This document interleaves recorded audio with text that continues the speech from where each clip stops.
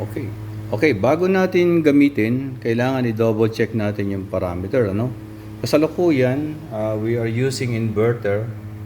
Yung supply is coming from the battery.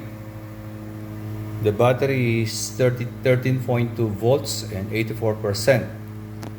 So kung check natin yung mga parameter setting, puntutin lang natin yung function ng 3 seconds.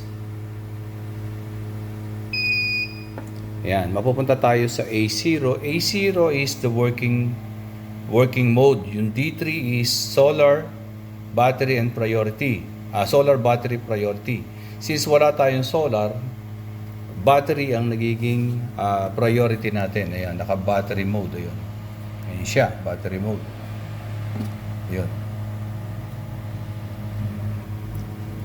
So, and then next is A1 or the AC charging current, settable from C0 to C6.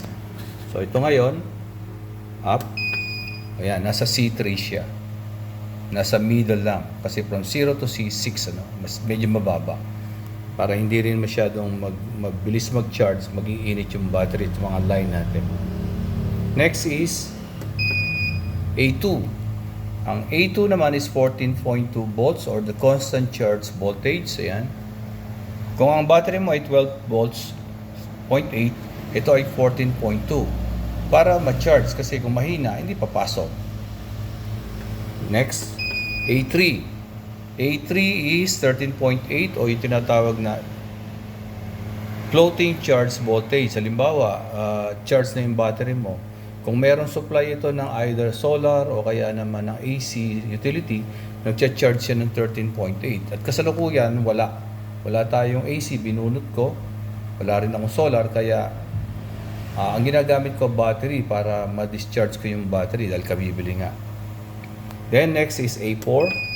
A4 is 10.5. Ano yung 10.5?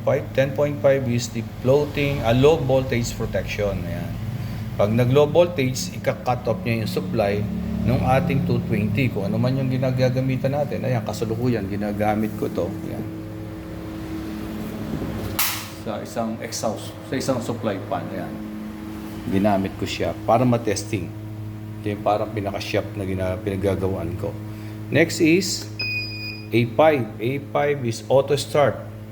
Output recover voltage. Kung naka-recover na yung voltage, kung may charging ka. Pero since wala akong charging ngayon, so madedrain lang siya na madedrain. Pero pag sinaksa ko sa AC, pinlag ko sa AC, tumaas ng 13.2 from 11, babalik na siya. No? So yun yung mga importanteng meron pa rin namang iba, like example A6. A6 is main supply to inverter supply voltage. Yan. A7, yan, inverter supply to main supply. So, pagka balik tayo doon. A6 is, ayan. A6 main supply to inverter. Pagka nawala yung main supply, hinugot ko, malilipat siya ngayon sa inverter. Tulad nga niya, naka-inverter. O kaya naman, A7, pagka naman naglobat na yung battery ng 11, lilipat na siya sa main supply. So, yun ang kagandahan ng mga hybrid inverter.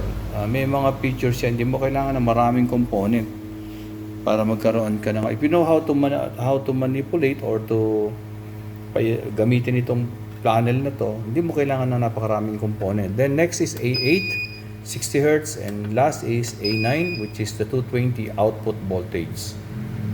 So, that's all.